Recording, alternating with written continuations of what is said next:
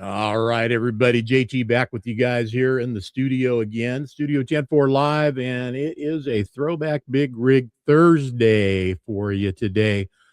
Got something special. We didn't get a chance to have our November cover truck feature guy on air last month. Things didn't work out in his schedule. We had our show, which was our November Thanksgiving, pre Thanksgiving or Thanksgiving Eve show, which would have been Kevin's time too. But we got him today, man. So Kevin Young going to be with us here shortly, and we're going to be talking to him, sharing all the stories and fun things about what it's like to be driving around in an 80s throwback Freightliner cab over with a Detroit, no less, underneath that. And out there doing it every day, making money, man. So, even at 4 miles a gallon, you still got to turn a dollar, right? So whatever you do, I don't know, you find hills you can coast down. I know how Detroits are, so we'll be talking about that. They love another gallon of diesel, man. They just do. They live for it. They don't. They never met a fuel stop they didn't like. I know because I had one and it lived for it. Throwback Big Rig Thursday. We're going to start bringing more of these out and talking more about kind of what it means in a big rig aspect, but not only that, in a throwback. What happened this time 5 years ago, 10 years ago, maybe more. We'll see what happens. But in the meantime, got a short list of some things that I found today that are kind of interesting. One thing, and it's not a throwback, it is something very, very unfortunate that came across my news feed today, and like to say that as just fans of humanity, number one, but I know a bunch of us are NASCAR fans. The passing of Greg Biffle and his family in a tragic accident. Plane went down this morning in North Carolina. I've been able to kind of dig and get more info, and it took off, had trouble, tried to turn around, come back and land, and did not land successfully. 6 fatalities, 5 fatalities, family of 4, and I understand either the pilot or co-pilot, not sure on that one, but private Cessna Citation business jet, business class jet. And he was on his way to go see Cletus McFarland. And I just today learned Cletus, that's his on-air persona. He actually has a different real name. And he was on his way there to visit him for the day. I guess they're really close friends, him and his family. Our thoughts and prayers go out to the whole entire NASCAR family. Greg, I'm sorry, been in the industry for forever. Been a racer forever. Biffle's been a name we've had that has been shared in our radios, TVs, and otherwise for many, many, many decades, and a very sad day.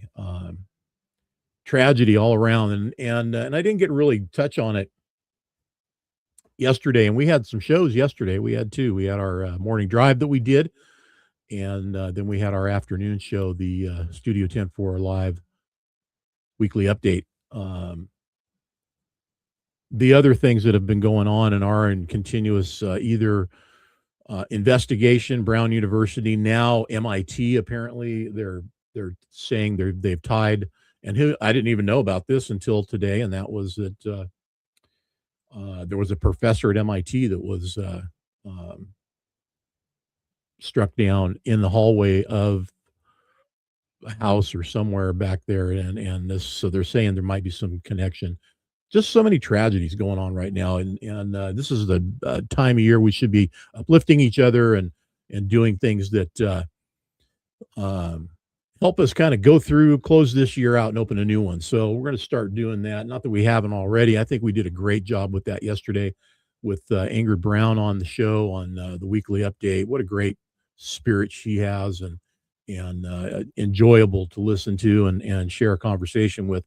Uh, Very uplifting, and I think the rest of us can learn from that and do our part to be that light in this season, this time of year, and around Christmas and the birth of our Savior. So uh, let's all focus on that, and condolences to all families that are involved that are going through any kind of tragedy right now this time of year. Anyway, thanks for tuning in, everybody that's in so far. In fact, we've got some folks in here, and I don't know yet. I'm looking over here.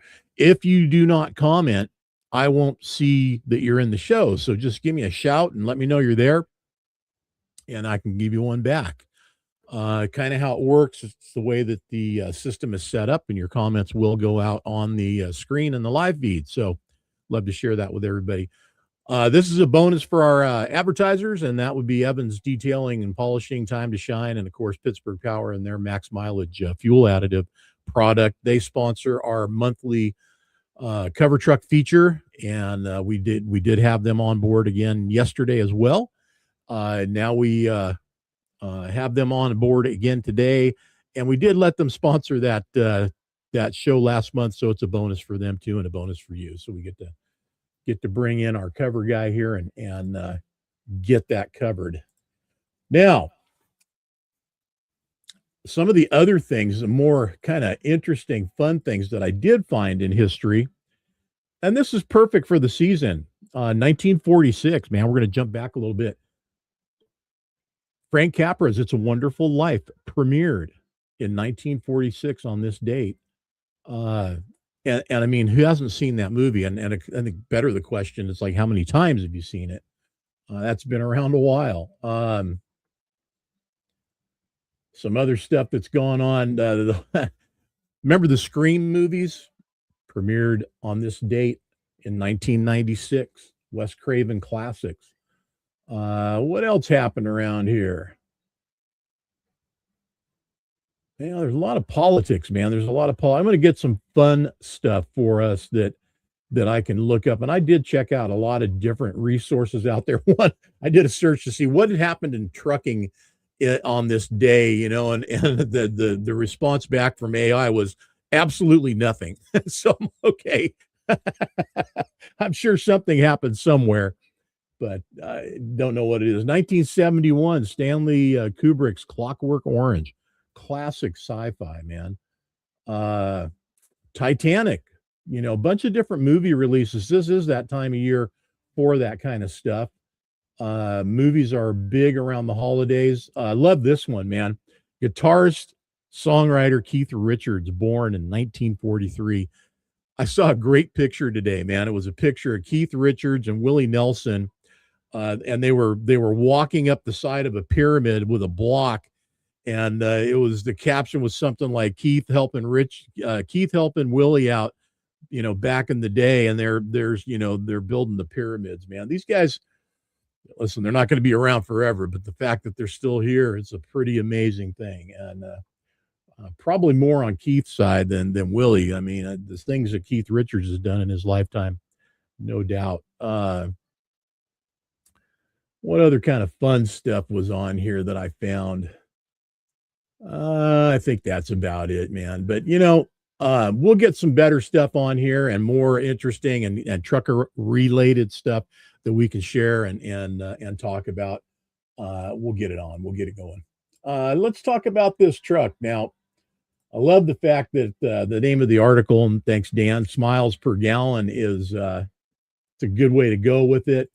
It's a 1981 12V71 Freightliner FLA, and I like the look of the Freightliners. Never had a problem with them. The reputation, of course, there's all kinds of different names for them and stuff. I mean, let's face it, right? Freight shakers and on, and that comes from the fact that they do shake and they do rattle and they do roll, man. That's just what they do going down the road. If you're inside driving one of these old ones, man, you know that. And I know Kevin knows that, but I bet he's got that thing tightened up. So rather than me talk more about it, I want to bring him on in. Kevin, how are you, my friend? I'm doing all right, sir. How y'all doing? I'm good, man. I'm good. I couldn't ask for better right now. I got to say, I love your cab over, and I'm a big fan of cab overs. I never really put one on the road every day like you do, but I have done some miles in a cab over, and there's just something cool about a cab over, man. What Yeah. did you like? What made you fall in love with these? That's what I grew up in. So the first truck I ever rode in, my dad got a 85 362 cab over Peterbilt with a 92 in it. So that's where my love for Detroit's came from. Because I know that'd be a question coming up next. But I rode in that truck the first rode in the truck the first 8 years of my life. So that was the song that was singing to me the first, picking me up from school in the truck, letting me miss school. So go to Phoenix with him, go to the Bay Area with him. So, and from that point on, it went from that truck to his big sleeper Peterbilt 1693, then another big sleeper Freightliner, and just a bunch of other cab overs. So there was a few hoods thrown in there here in between, but 99% cab overs. So it's what I grew up in, is what my dad had. And you have obviously held true to that, to the roots there, man. Here you are. You got this 81 you're running every day.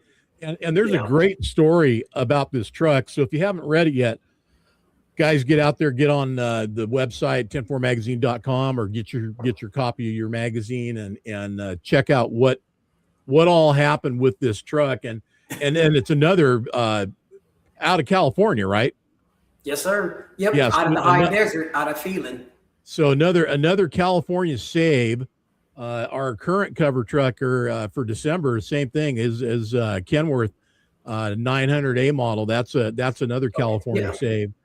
These trucks leave California, they get another life, they get a reprieve, man. And this one, so supposedly you don't come into California with this truck, right?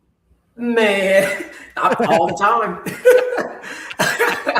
Man, I can't even sit here and tell that lie. All right, that's okay. All the time.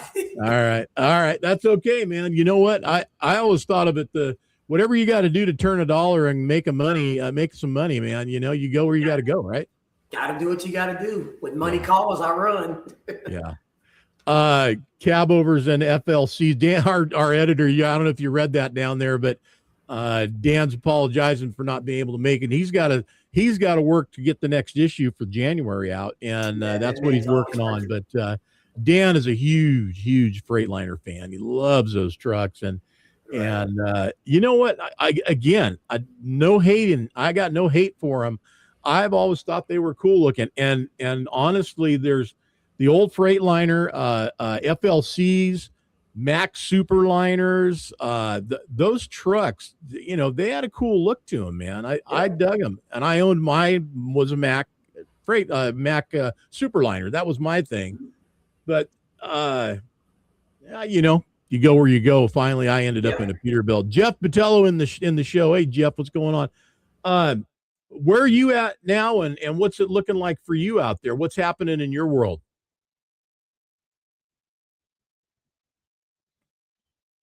Yep, we locked up. Come on back to me, man. Come on back. Internet let us down in Texas, it looks like. So is everybody else in there? Am I still live, or is it both of us? I'm seeing myself moving here in the screen. Let me drop Kevin out and see if I can. There he is. You back? There you go. There you go. So did I freeze on your screen? Yes, it froze on. Yeah, you just went away. Okay, all right. Well, you froze on mine, so I don't know what we got going on. All right, so it looks like it's on your end. So we'll work around it, man. We'll work around it. Thanks, Dan, for chiming in. What are you up to in your world, and where are you at right now? What's going on with Kevin? I'm here. I'm home in Waxahachie, Texas, doing my local stuff. Home every night. Every once in a while, I'll branch out, do the California thing. But I'm here. I'm home. I do my local rebar loads. I do my axle loads. Go out, do 1-2 loads a day, come back, and I'm home to hang out with the family. But we just keep it simple. I've done my time on the road and all that stuff. So we keeping it simple. Yeah. Good. Stay close to home. You can make just as much money. I did it for years, and eventually I had to branch out so I could get some winter work going for myself and my drivers. But it's in the dump truck world. That's a tricky thing to do, but we figured it out. you came out to California, obviously, for the Souza show, and that's where the Yep. truck got its photo shoot done. Dan took you out there and put you in the arena and did some pictures out there. And Jeff Patel is saying howdy to you. Mentioned What's going Denton. on, Jeff? Yeah, nice. Jeff's a good guy to know, man. Yes, he is. Yes, he is. What's coming up in the near future that we might see you and your truck at a show somewhere? Where any places you got pinned on the map yet? Man, I've got to get to the rodeo. I plan on doing Trucking for Kids again next. Well, I plan on doing it next year. I haven't gone for the last couple years. Work was actually pretty busy, which is a good thing. Won't complain about it. But it was real busy. Couldn't get out. But I do plan on getting Trucking for Kids. Plan on getting to the rodeo. I got a lot of buddies get out to that rodeo, and oh man, you got to be there. You got to be there. And from the pictures and everything, man, I got to get there. Now, are you going to do the show and shine, or are you going to do the rodeo, or both, one or the other? What are you doing? I probably do the show and shine. Go over there, show it, shine it, park and hang out. That thing's got to go back to work.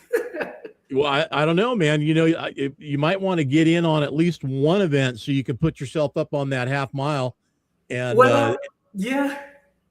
You stretch that 12 out a little bit. Everybody's asking, oh man, what does it do? What's it running the quarter mile? How fast is it? What kind of power it put out? So yeah, that would be kind of nice to get it out there on the track, see what it does. Maybe even do a little bit of an exhibition run out in Famoso, Trucking for Kids, huh? Yeah. I'm all about it.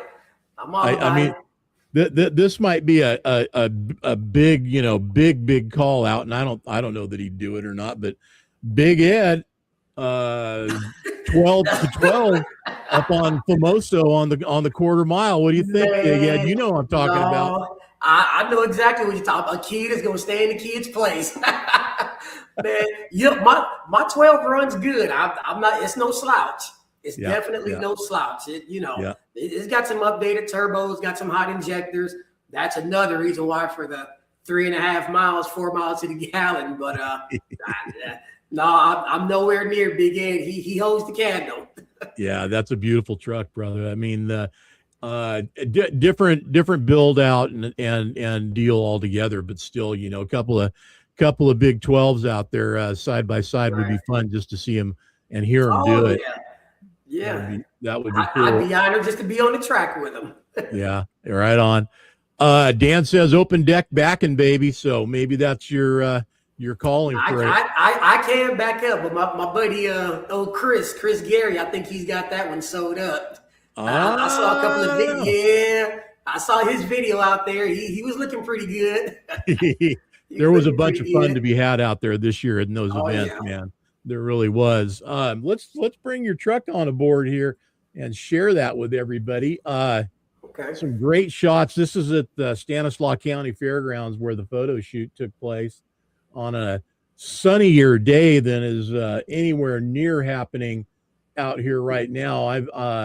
We're back in the fog. Yesterday was the first day in 30 days that the San Joaquin Valley saw that there was still a sun in the sky and blue sky, and it was only momentary.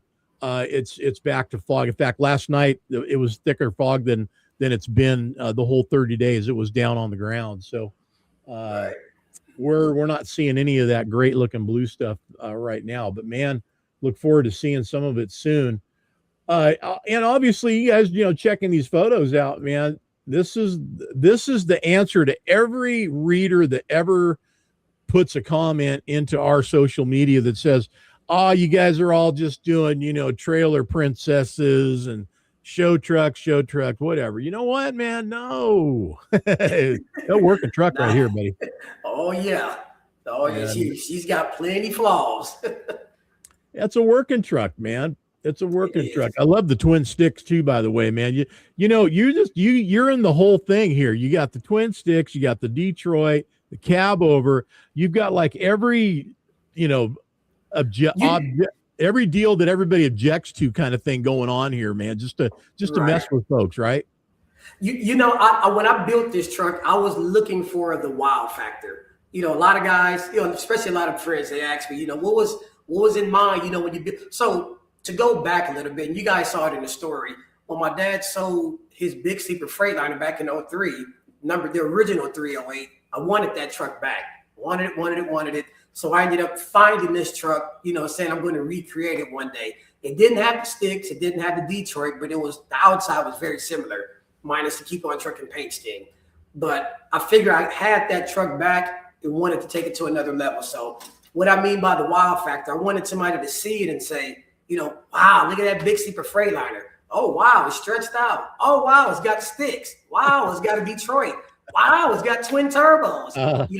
Wow, you run that thing cross country. I was going for the wow factor. It sounds corny, but I mean, I was trying to build that dream. Well, you mission accomplished. How many horsepower is this running out at, and what kind of RPMs you got to be running to get there? You know what? So to be honest, I'm not going to tell any lies. I haven't put it on a dyno yet. But it's got updated 60 series style turbos with 100 millimeter injectors. Now I'm going to say that because a close friend of mine tells me he has, it's not that he's telling me, I know the truck. He's got a twin turbo 12 with 75 millimeters, and it's putting out 550 horses with just 75s. Yeah. So with those hundreds and the updated turbos, man, it's got to be over 6. It's got to be over 600. I'm thinking you got to be like in the 6.5s or better, right? And I like to say that the timing, the gear train timing is advanced. I've done some stuff to it, and it runs. It runs. And what do you got? What are you running for gears? It's got a 6 and a 4 with 370s. 370s, okay. Yep, 370 rears. Yep. Yeah.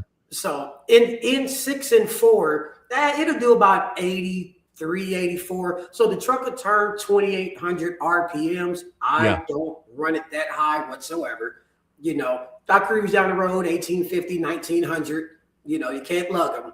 But, if I'm pulling the heel, you cannot lug them. You kill them. But so in the same breath, I don't lug it, but you get a lot of guys. Oh man, slam your hand in the door and drive it like you're mad. No, I don't drive it like that either. I find a sweet spot. I shift it there. I pull it there, and just take it easy. I was looking at a message I just got in here. How do you drive a Detroit? Slam your hand in the door, get in, and drive it like you're mad. Yeah, I know. Right. And all the guy. I mean, listen, when I had that 92 that I ran, as soon as somebody would hear it, or if it was parked at the show and somebody saw it, the old timers, they'd come all over that thing and just love it because that's what they drove, a lot of them, man, whether it was a 92 or whatever, any version of a Detroit 2-stroke anyway out there. They love these trucks, and I bet a lot of the old timers love this too. But the truth about them, man, is when they run good, oh man, it runs good. Yeah, it's a fun ride to do. Now, those 370s got to help you on the hills. I had 370s in my Mac, if I'm not mistaken, as well. Okay. And it's still, man, it just, it would just flop on the hills. It did not like the hills under load. So, wow. You wind it up as far as you can go and just, just stand on it and get over the damn thing. And then there's a downhill on the other side. Waiting for the downhill. Wait for the downhill. Yeah. But put me out on a flat. Forget about it. I had a 13 speed with a double overdrive in it, man. Oh, so that thing would get out and ride. So it would go. It had legs. These days, and I don't know where we're at mileage wise. I'm not up to date on the tech side of things as much. I got to bring a couple of our tech guys in and get them involved. In fact, if you show up at TFK this year, I'm hoping our buddy Mario, because he said he wanted to kind of step his game up from Mario's high performance diesel. I don't know if he's got a mobile dyno or not, but I'd love for us to get a dyno down there and have that on site while we're there doing TFK in the pits. Man, you get dynos out there, get guys to check out their rigs. That'd be fun. I'll talk to him about that. But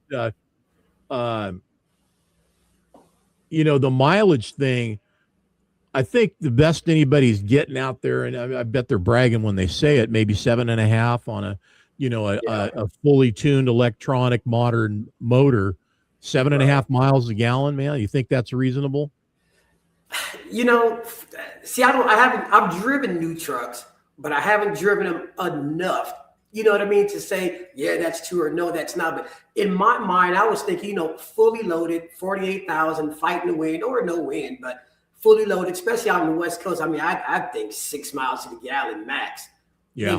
But like I said, I'm not going to sit here and say those guys are liars because I don't have a new truck, so I can't tell you. But it seems like six, because I'll put it to you like this: that 92 that I had in this truck before I put the 12 in it, it had 110. Well, I had 115s in at one point, but had 110 millimeter injectors in it.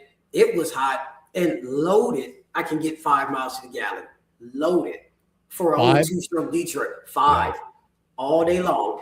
The 92 that I had in my Keep On Trucking truck, 5 miles to the gallon. I had 110s in it also. So, burn clean, no smoke. So I figure if that old bucket, is getting 5 miles to the gallon. So, 7 miles on a new truck just might be right. So have they ever pulled you in and done an opacity test on you at any of the scales? Has that ever happened? No, so they did pull in my Keep On Trucking truck, probably about 3 years ago. They pulled me into Winter Haven scales, eastbound, down there on the 8. They pulled me in there. I had the straight pipes on, and they pulled me in. He said, he asked for my driver's license and this and that. And, it was a carb guy.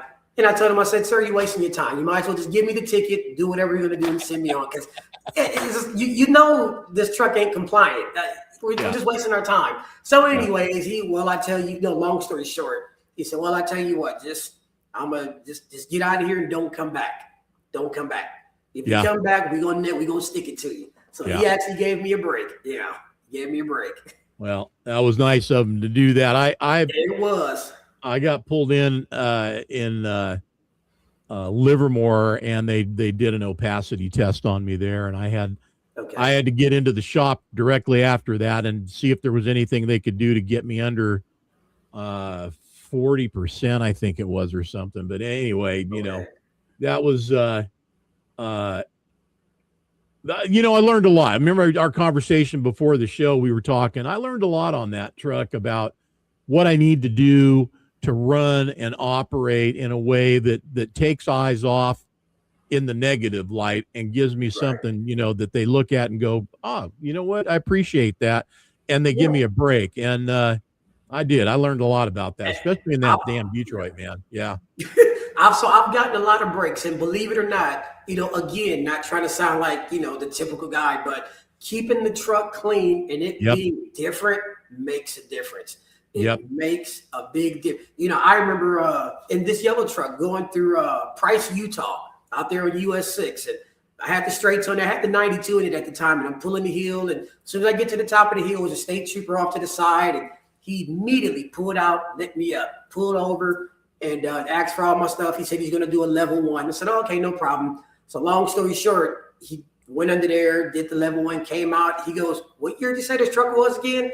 I said, it's an 81, sir. He goes, man, where do you want your sticker? Where do you want it? I'm like, oh, man, that was an honor. He said, this thing is well taken care of. Yeah. And I've gone through a lot of scales, and they give me the red light. Oklahoma, for instance, going up 35. They'd give me the red light, cop walk out. What year is this thing? That's an 81. Hey, it looks good. All right, get out of here. They make your heart beat fast when they give you the red light, but you feel good. It's a compliment. You get through and get out of there. Yeah. No, yeah. No doubt. Oh, yeah. Well, it's happened. My first lesson was when I got pulled in and they stuck that sniffer down the pipe, and I got a ticket and all that. The other complaint that the guy had is that when he got under the truck, he got absolutely covered in grease, and that's because it was a 92, and I'm assuming that yours has some slobber tubes on it as well. Yeah, but go ahead. I'm sorry. Go ahead. You can finish. No, okay. So after that, that's when I got myself set up. I got a steam high power pressure washer, steam cleaner. and took the truck to the shop. And then the guys at the Detroit shop, they put the recovery tanks on that engine that the Greyhound buses used to run. And that way all that oil would get collected into that tank. And then when you do an oil change, you dump that tank out too. So when I got re-inspected and everything done, got my stickers, I got my pre-pass, I got everything, man. You know, it was a good feeling, like you're saying, you know, to have that. Oh yeah. Have that happen. But yeah, that's a whole, and if you guys don't know what we're talking about, I'll let Kevin explain it. But so do you have this, does that engine got the slobber tubes on it too, or what did you do? You know what? So it does have the air box drains mounted on the side of the block. Yeah, slobber tubes, but that happens. It makes a mess if the blower, well, there could be a number of things, but for one, if the blower seals are out, but for two, most importantly, when people let them idle. Let them idle. And you cannot let a Detroit idle. So the last two 92s that I built, one of them that a buddy helped me build, man, that thing was dry as a bone. And sometimes I would suffer at night because, you know, you get out somewhere across the country in the cold and you let it run for a few minutes with the heater on and then you shut it off. It's like, I don't want this thing to start leaking, you know. So you wrap up and you fire it up one more time. But, you know, I don't lug them. Don't let them idle. You know, they were pretty dry. This V12, it's giving me the blues with oil leaks. Blues. It's not coming out of the slobber tubes. It's just this gasket. Now it's leaking from that gasket. Now it's leaking from here. Now this motor's giving me the blues as far as oil leaks. I mean, it runs like a champ, but these oil leaks again. Matter of fact, I just ordered some gaskets today from a buddy of mine in California.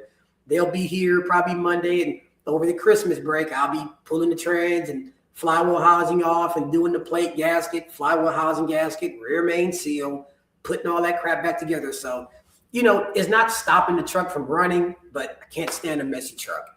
No. You know, I keep my bucket always washing it down. So, yeah, I'll be tightening that up over the break. You know what? I think they're part Harley Davidson or Volkswagen, them trucks. yeah, for real. Because they like to mark the spot. You know, and those 8B92s were in a lot of the Greyhound buses, and they just sit there at the bus station and idle, and that's, you know, the curse. Like you said, you don't want your Detroit idling, at least not your two-stroke, anyways. And for, you know, and a lot of the experts say don't let any of them idle, and yeah, I don't know. You know, we do whatever we got to do. Again, it's whatever we got to do to get through the day or the night, and especially if you're in a truck at a stop and you're, you know, only source of heat's that truck. And in your case, that'll radiate heat quite a while back up into the cab once that thing's been fired, right? I mean, for it will get warm. That AC will freeze you out. I have no issues with none of that. But like I said, it's just letting the truck run, you know. And I know I need to update and get the Webasto system buddies of mine telling me about, you can do this and do that, and you know, but I don't live in the truck like I used to. You know, I say from 2015 to maybe 2020 or maybe from 2015 to about 21, I was living in that truck 5-6 weeks at a time, coast to coast, literally. And that's the time I should have done all that, you know. But now I'm home every night. Every once in a while I'll go out, come back, but I'm home every night, so I didn't sweat, you know, going an extra mile on. Hey, give a big shout out to Big Ed Davis. He's joining us just now. He's going to talk about me. Big Ed. Big Ed says Raven's taking a nap, so he's got full attention over here to the show now. Ed, how are you, my friend? Merry Christmas to you and Raven and all the family, man. Love you guys. Merry Christmas. You know, there's always things that we got to deal with in our world of trucking, whether it's, you know, you got this leak you're chasing, you got this rattle, growl, noise, whatever. Yet we still do it, man. You know, it's just part of the gig, right? It is. I wouldn't trade it for the world. Yeah, no, and I respect you for that, man. I love the fact that you've got yourself an old piece of iron out here on the road that you've taken a lot of pride and into it and making it something, and then to make it on the cover of the magazine. And by the way, honor. Congratulations and welcome to the family. Thanks again. I appreciate it. Yeah, Thanks absolutely, again. man. Absolutely. Lance Ledbetter. Lance, how's it going, man? How's things up in Washington State tonight? I hear it's still coming down up there, and I hope you guys are over the worst of the flooding up there. Some of the worst flooding they've had up there in I don't know how many years. Now, right now in my neck of the woods of Grants Pass, Southern Oregon, they're getting that stuff, and now where I'm at here in California, it's supposed to start literally any minute, I guess. We're supposed to get like this river coming through here and dump on us. So we'll see what happens. But love the fact that there's guys like you out there that are still in it, doing it the way you're doing it. Now, do you have any kids you're bringing up in the business or anything like that? Oh, yeah. So I've got my two boys, Justin and Adrian. Justin's 13. Adrian is 9. Justin is just like me. He's been bit by the bug. He doesn't want to do anything but drive a truck. You know, so he sees the pictures. He rides with me. He hears the stories.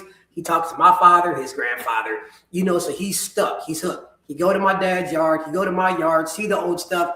But it's like, son, you know, it's I'm doing it like this, but there's no telling how much longer I'll be able to do it. So for somebody like him, hard-headed like me, you know, I remember my dad's friends telling me, you know, oh, little man, be a firefighter, be a doctor, lawyer, you know, all that fancy stuff.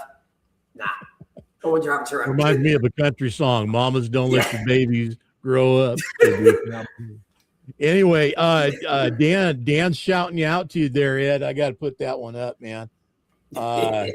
Get you to do a slow roll lap together down the track at TFK. I'm on it. I don't know about a slow roll, but I mean, you know, isn't it time?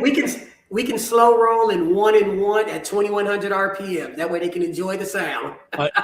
Ed, tell me if you've seated the rings on that engine yet or not, and if you haven't, got a quarter mile in Famoso that might be good for that. Oh, shoot. Stir it up. I'd love to hear it. I mean, not only see it, but love to hear it. Oh my gosh, man, that would be some sounds. And that's coming up again in 26, first weekend of May. So it won't be long here, and we'll be talking about pre-register and get it going and get set up and everybody get on down there, man. That's going to be happening. Oh man, I got some more nice pictures of this rig I'm going to bring on up here while we're chatting away. And Lance, still not good up there. Yeah, I'm sorry to hear that, man. I hope you guys. I know the levees have been breaking away from you out there. I've been seeing that on the Weather Channel, on the Fox Weather Channel. They've been covering it real good up there. Now this must be when you went and picked that rig up, right? Yes, sir. Had my good buddy, Chris Caverno, Southside Towing, had him go up there and get it for me. I was out in Houston, Texas. And after I wouldn't make the deal with the guy, paid for the truck, did all that, I had to go out of town. And then I ended up sending Chris up there to pick her up and bring her on home for me. Nice. Yep, 2013. That's when I was just overhauling the motor. And well, actually, not overhauling. Back in May here, I had to, the crank broke on me. That's why the truck sat for 4 years. Yeah. So I was taking the old crank out and putting the new one in.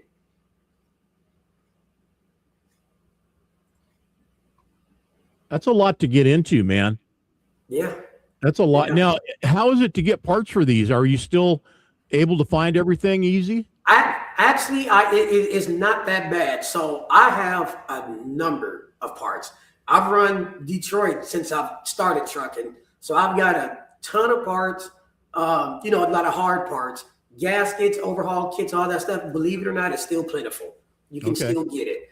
Now, if you're talking about just trucking across the road, breaking down somewhere, and can you run in the fleet prior to Truck Pro and grab something? No, you cannot. Yeah, no. Yeah. So if you open the side box of my truck right now, you will see the Snap-on tune-up kit. You will find a couple of spare injectors. You'll find a fuel pump. I keep an electric fuel pump with me because if you run those out of fuel and for whatever reason they lose their prime, they're a nightmare to get back going. So I keep all that stuff. I'm trucking out of the 70s, man. Yeah. You gotta have that stuff. You got to leave the barn prepared so you don't come back in on a hook. That's right. I mean, I got so many more questions about these engines too. I mean, look, I got an '06 Dodge I run. You would think no big deal to get parts for it. Right. It's a joke. And Yeah, I I mean, believe it.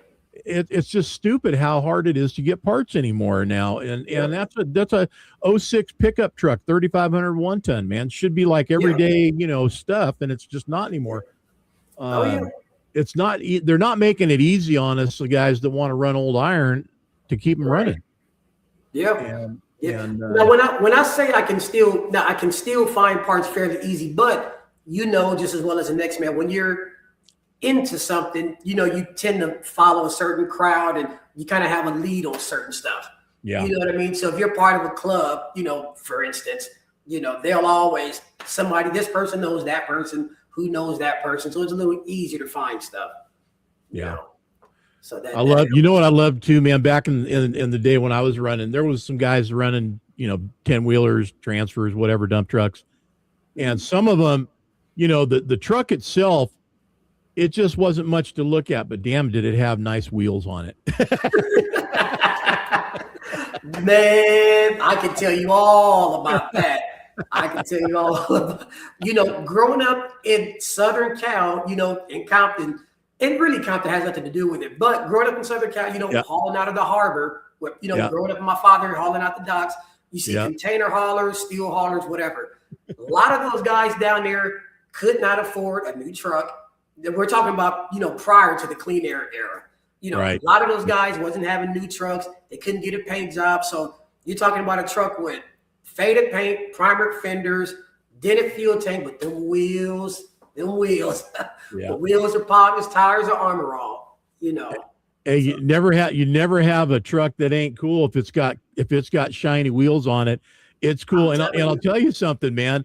Now that's a thing guys are going for, man. It's like, okay, you know what? They leave the body and they've got a name for it, patina, right? Leave that look, and the wheels are good, and everything else, it don't matter, man. Now, obviously the family here, this is a little while back. So that's the wife and your boys there, yes? Yes, sir. Yep. Right on. Good deal. Now, what do we got going on here, man? That's my other baby, old 337. That's sitting right here in my driveway, just right outside my garage. That's the one's got the silver 92 in it. That looks like it's ready for the Christmas parade right there. Yeah. So actually, that picture was taken in 2014. The owner of Keep On Trucking passed away, Paul Bogenauer. And they invited me and my father, my father and I, because we still had a couple of Keep On Trucking trucks. So they invited us to park our trucks out front just to, represent, since he was the owner of Keep On Trucking. And where was he out of? Was he out of Stockton?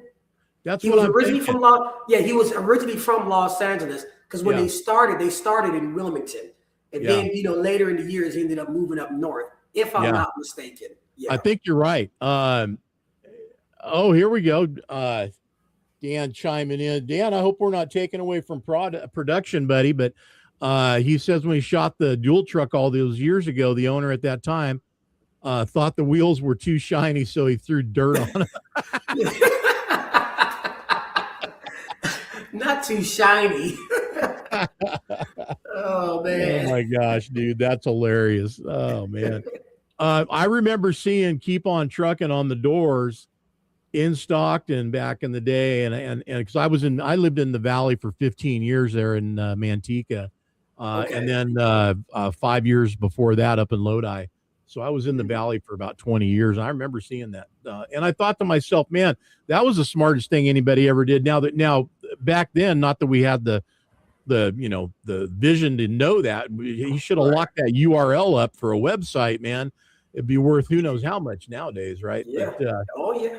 But cool looking rig, man. Now, do you still have it painted just like this? And it's still like that, sitting right here in my driveway. The unfortunate part, it just got a few spun main bearings.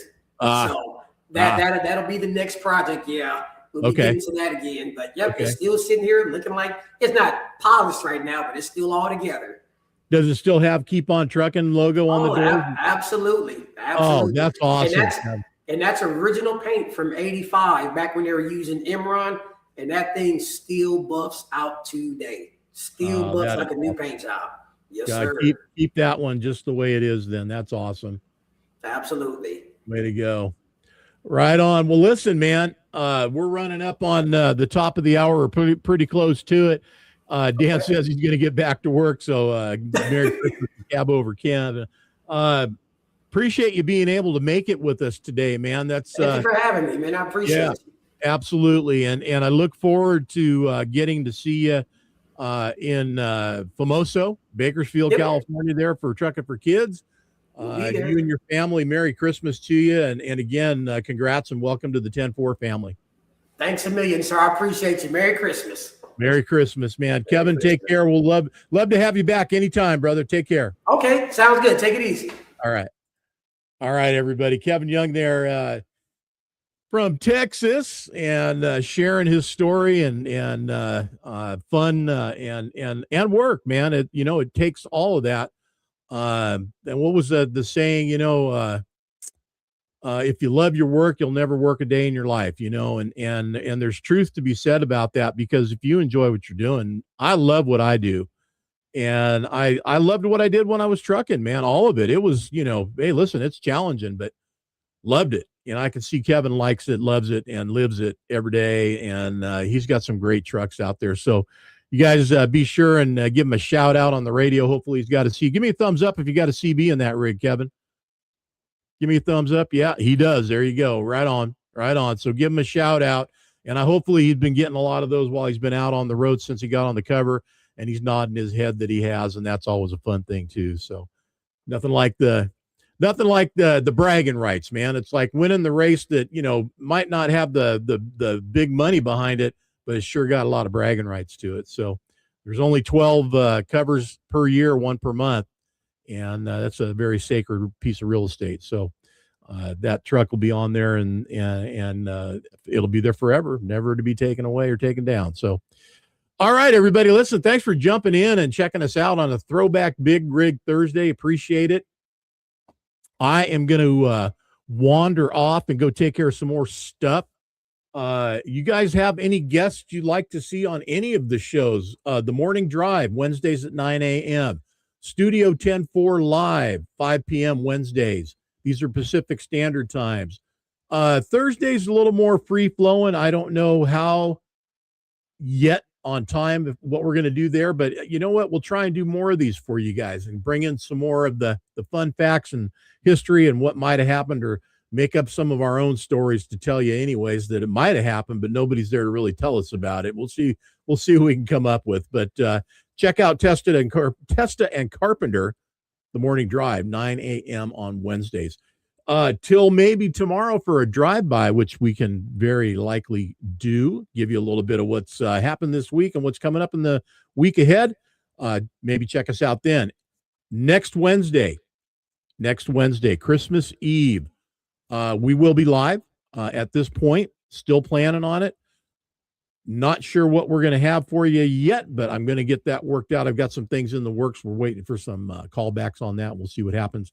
New magazine will be coming out before you know it. Dan's working on it right now. Enjoy December's edition. Get a subscription. Get one for that favorite trucker that, or enthusiast of trucking. It's great stocking stuffer. Just put a little card in there and says, I love you. I got you a subscription to 10-4 magazine. And it's in the stocking, and they know they're going to get that January edition if you get it done now. All right, everybody. Take care. Keep the shiny side up. JT, until next time, we'll see ya.